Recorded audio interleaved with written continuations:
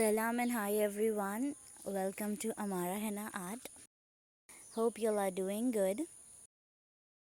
And today again I'm doing some realistic flowers and I am doing some leaves and I've paired them up with some dots. Okay, so these kind of designs look really good, but one important thing about these kind of designs is that you need to plan the layout of these designs ahead of starting the design.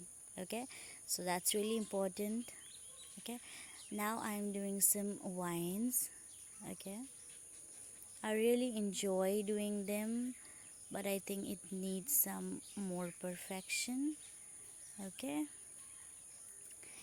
and yes, right now I'm doing this voiceover in middle of nature, so I think you can hear some birds chirping and some good nature sound. Okay, so that's it for today's design. Watch the design closely. Okay, so making this tiny circle for the base of the flower really helps to give a kind of 3D effect to these flowers. Okay,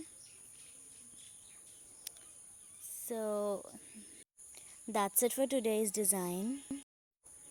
And yes, if you do enjoy watching the video, do share it with your family and friends. And an update, I'm also taking online Mehendi classes, online henna classes. So in case you are interested, you can contact me. The details are in the description. Okay,